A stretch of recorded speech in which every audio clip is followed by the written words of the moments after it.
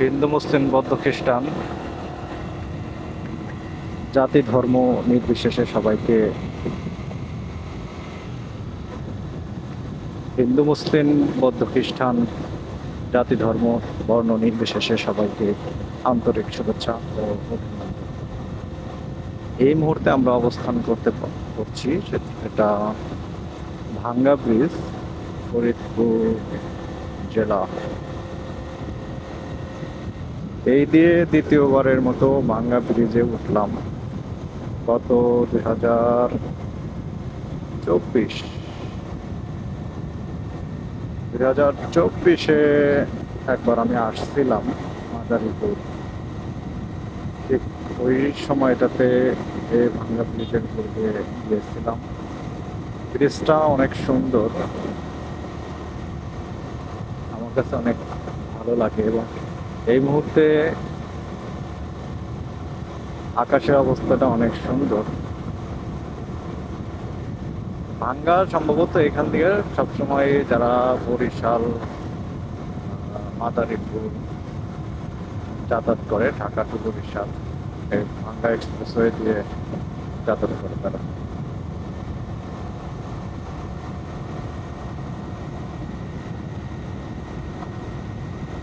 আমরা কুষ্টিয়াতে এসেছিলাম গত 3 দিন আগে।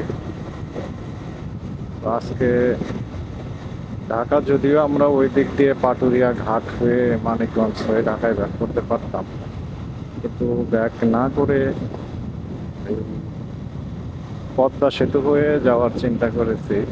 যদিও ফরিদপুরের যে রাস্তাটুকু এসেছি রাজবাড়ির পরে থেকে, ফরিদপুর থেকেই একদম ভাঙা পর্যন্ত রাস্তার অবস্থা খুবই বাজে, যা বলার মতো নয়, অনেক বাজে। এক কথায় 2 গিয়ারে গাড়ি টানতে হয়েছে, 15, 20, 10, ঝাঁকি তো ঝাঁকি আছেই।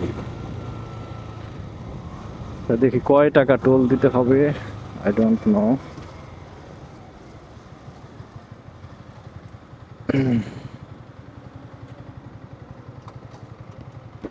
কত? হ্যাঁ, কত মামা? 10। এই নেন মামা। মামা,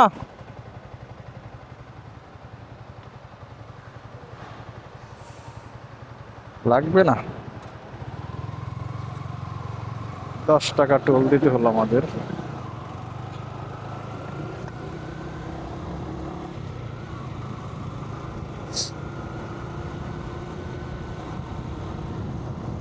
ফরিদপুর রাজবাড়ি পার হওয়ার পর ফরিদপুর লেন্থ যখনই ধরেছি, বলার মতো অবস্থা না। রাস্তার অবস্থা এত বাজে, রাইড করাই অনেক কষ্ট হয়ে গেছে। রাস্তার মাঝখান দিয়ে গাতা হয়ে গেছে, গর্ত হয়ে গেছে। তাও তো 1-2 কিলোমিটার রাস্তা না। আমি যতটুকু নোটিশ করেছি, রাজবাড়ি জেলা ছাড়ার পর যখন আপনার এইদিকে ফরিদপুর জেলাতে এন্ট্রি নিলাম, প্রবেশ করলাম, তো ফরিদপুর জেলা থেকে ভাঙ্গা পর্যন্ত এইদিকে আসছি, ভাঙ্গা ব্রিজ পর্যন্ত, এটা 70 থেকে 80% রাস্তাই হচ্ছে ভাঙ্গা, একদম গর্ত হয়ে গেছে রাস্তা।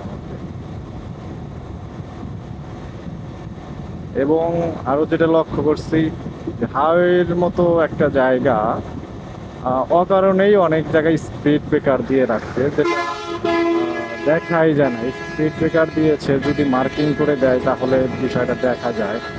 কিন্তু যেটা দেখলাম অনেক জায়গায়, রাজবাড়ির মধ্যেও দেখলাম, ফরিদপুরের মধ্যেও দেখলাম, যে হাইওয়ের মধ্যে কোনো রিজন ছাড়াই, আশেপাশে কোনো স্কুল নেই, কোনো বাজার নেই, কোনো শিক্ষা প্রতিষ্ঠান নেই ওই রকমভাবে গুরুত্বপূর্ণ প্লেস, এরকম জায়গাতেও মাঝে মধ্যে এমনভাবে স্পিড ব্রেকার দিয়ে রাখছে, আমি কয়েকবার দুর্ঘটনার সম্মুখীন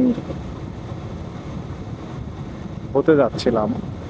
কারণ দেখা গেছে অনেক, যখন 70-80 স্পিড বা এর উপরে গাড়ি স্পিড থাকে, তখন যখন নিচের দিকে খেয়াল থাকে না অনেক সময়, সেক্ষেত্রে হুট করেই মানে রাস্তা কালো এবং স্পিড ব্রেকার দিছে সেটাও কালো, উঁচু নিচু যে আছে এরকম বোঝার কোনো কায়দা নেই, অনেক জায়গায় দেখেছি। আসলে স্পিড ব্রেকার তো গাড়ির স্পিড নিয়ন্ত্রণ করার জন্যই দেয় যাতে দুর্ঘটনা কম হয়, কিন্তু কিছু কিছু জায়গায় অপ্রাসঙ্গিকভাবে যে স্পিড ব্রেকার দিয়ে রাখছে এটা সত্যিই অপ্রাসঙ্গিক। এতে আরও দুর্ঘটনা ঘটার সম্ভাবনা বেড়ে যায়, এটা ঝুঁকিপূর্ণ অনেকটাই।